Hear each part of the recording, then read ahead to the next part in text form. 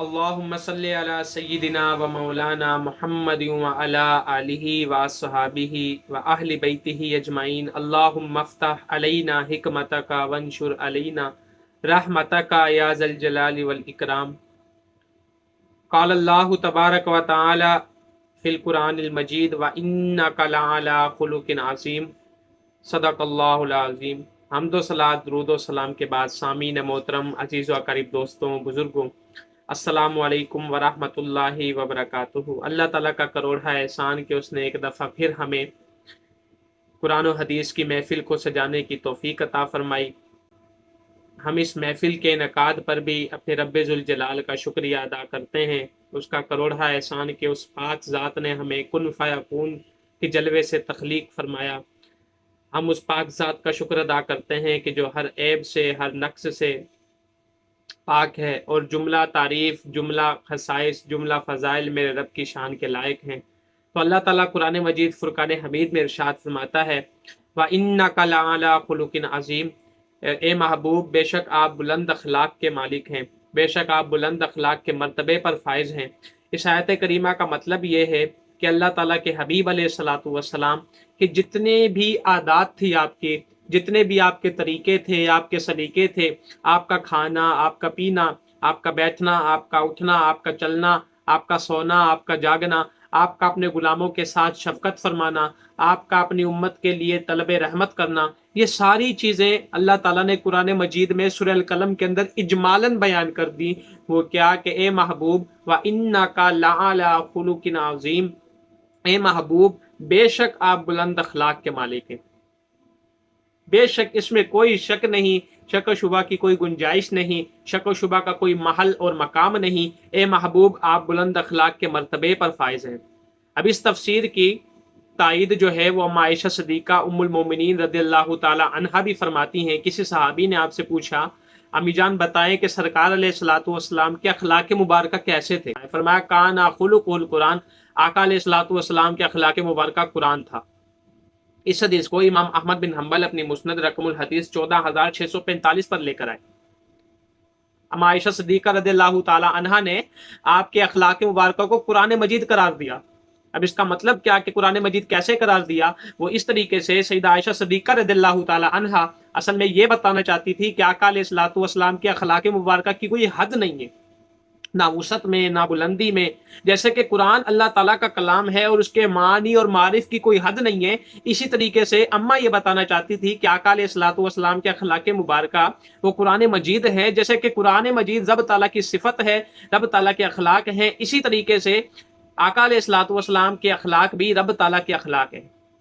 آقا علیہ الصلوۃ والسلام کی صفات بھی، آقا علیہ الصلوۃ والسلام کے اخلاق بھی قرآن مجید ہے، اور قرآن مجید رب تعالیٰ کا کلام ہے۔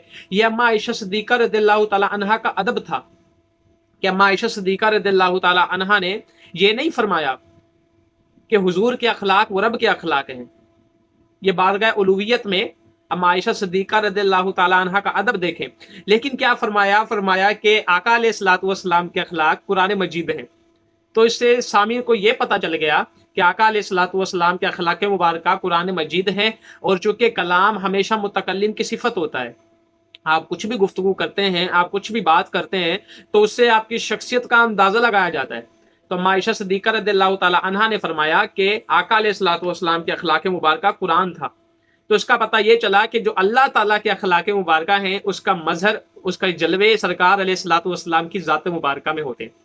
اسی تفسیر کو، اسی نقطہ نظر کو اور اسی کی تائید صاحب عوارف المعارف شیخ شہاب الدین سہروردی علیہ رحمہ نے بھی فرمایا۔ وہ کیا فرماتے ہیں؟ فرماتے در حقیقت سیدہ عائشہ صدیقہ رضی اللہ تعالی عنہا یہ کہنا چاہتی تھی کہ حضور نبی کریم علیہ السلام کے اخلاق اللہ تعالیٰ کے اخلاق تھے، یعنی اخلاق محمدی صلی اللہ علیہ وسلم دراصل اخلاق الہیہ تھے، لیکن بارگاہ سمدیت اور بارگاہ الوہیت کے احترام میں یہ نہیں کہا کہ آپ اللہ تعالیٰ کے اخلاق سے متخلق ہیں، آپ نے یہ نہیں فرمایا۔ لہٰذا اللہ تعالیٰ کا نام لینے کے بجائے اللہ تعالیٰ کے کلام کا نام لیا۔ قرآن اللہ تعالیٰ کا کلام ہے، اور کلام حقیقت میں متکلم کی صفت ہوتا ہے۔ سارا قرآن، مکمل قرآن مجید اللہ تعالیٰ کے کلمات ہیں، اور یوں وہ اللہ تعالیٰ کی صفات ہیں۔ لہٰذا بجائے یہ کہنے کے کہ آقا علیہ الصلوۃ والسلام کے اخلاق اللہ تعالیٰ کے اخلاق ہیں، انہوں نے اللہ تعالیٰ کا کلام کا نام لے کر انہوں نے یہ فرما دیا، ادب الوہیت کو برقرار رکھا اور عظمت رفعت محمدی بھی بیان کر دی۔ صاحب عوارف المعارف صفحہ نمبر 243 اور 244 پر یہ عبارت موجود ہے۔ پھر آگے امام غزالی علیہ رحمہ بیان کیا فرماتے ہیں، اللہ اکبر، خلق عظیم کے متعلق، آقا علیہ الصلوۃ والسلام کے اخلاق مبارکہ کے متعلق آگے امام غزالی ارشاد فرماتے ہیں، انا للہ ثلاثمائۃ وستین خلقا من لاقیہ بخلق منہا ما التوحید دخل الجنہ۔ امام غزالی بیان فرماتے ہیں احیاء علوم الدین کے اندر جلد نمبر 4 صفحہ نمبر 359 پر بیان فرماتے ہیں، اللہ تعالیٰ کے 360 اخلاق ہیں۔ پیچھے جو عائشہ صدیقہ رضی اللہ تعالیٰ عنہا نے فرمایا نا کہ آقا علیہ السلام کے اخلاق قرآن مجید تھے، اور شیخ شہاب الدین سہروردی عوارف المعارف کے اندر فرماتے ہیں کہ حضور کے اخلاق در حقیقت اللہ تعالیٰ کے اخلاق کا مظہر تھے۔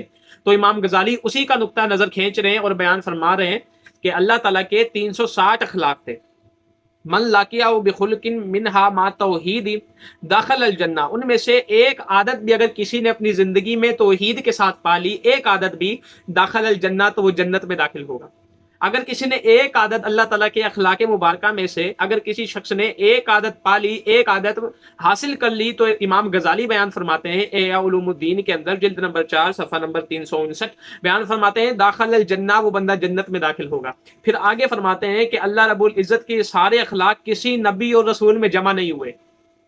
مزے کی بات سنیے، امام غزالی آگے نقشہ کھینچ رہے ہیں، بیان فرما رہے ہیں کہ اللہ تعالیٰ کے یہ اخلاق مبارکہ کسی نبی میں آج تک جمع نہیں ہوئے الا ہمارے نبی کریم علیہ الصلوۃ والسلام کی ذات اقدس کے۔ گویا اللہ تعالیٰ کے اخلاق مبارکہ وہ تمام کے تمام سرکار علیہ الصلوۃ والسلام کی ذات مبارکہ تھی۔ اندازہ لگائیں کہ ہمارے نبی کریم علیہ الصلوۃ والسلام کو اسی لیے اللہ تعالیٰ نے قرآن مجید میں خلق عظیم سے خطاب فرمایا، اے محبوب آپ بلند اخلاق کے مالک ہیں۔ اور اس کی تائید آقا علیہ الصلوۃ والسلام خود بیان فرماتے ہیں، انما بعثت لیتمم مکارم الاخلاق ومحاسن الاعمال، او کما قال نحو ذالک۔ آپ کے میرے نبی کریم علیہ الصلوۃ والسلام نے ارشاد فرمایا، بے شک میں اسی لیے بھیجا گیا ہوں تاکہ اچھے اخلاق اور اچھے اعمال کو مکمل کر سکوں۔ انما بعثت، یاد رکھیں انما حصر کے لیے آتا ہے، صرف میں اسی لیے بھیجا گیا ہوں تاکہ اچھے اخلاق اور اچھے اعمال کی تکمیل کر سکوں، تاکہ اچھے اخلاق اور اچھے اعمال کو پایہ تکمیل تک پہنچا سکوں۔ اندازہ لگائیں ہمارے نبی کریم علیہ الصلوۃ والسلام کو رب ذوالجلال کی ذات نے کتنے بلند اخلاق سے نوازا۔ یہ تو سیرت کی آپ کتابیں پڑھیں تو آپ کو پتہ چلے گا کہ ہمارے نبی کریم علیہ الصلوۃ والسلام کتنے بلند اخلاق کے مالک تھے۔ پھر آقا علیہ الصلوۃ والسلام کی حدیثوں مبارکہ سنتے چلیں اور اپنے ایمان کو تازہ کرتے چلیں۔ بیان فرماتے ہیں آقا علیہ الصلوۃ والسلام نے ارشاد فرمایا، السمت الحسن والتعادت والاقتصاد جزء من 24 جزءا من النبوہ، او کما قال علیہ السلام۔ اچھی سیرت، تحمل، وقار اور میانہ روی نبوت کے حصوں میں سے 24واں حصہ ہے۔ اچھی سیرت، تحمل، وقار اور میانہ روی یہ نبوت کے حصوں میں سے 24واں حصہ ہے۔ اس حدیث کو امام ترمذی اپنی سنن ترمذی کے اندر رقم الحدیث 2010 اور امام مقدسی احادیث مختارہ کے اندر رقم الحدیث 378 پر لے کر آئے۔ اللہ تعالیٰ سے دعا ہے کہ آقا علیہ الصلوۃ والسلام کی سیرت مبارکہ پر عمل کرنے کی توفیق عطا فرمائے۔ السلام علیکم ورحمۃ اللہ وبرکاتہ۔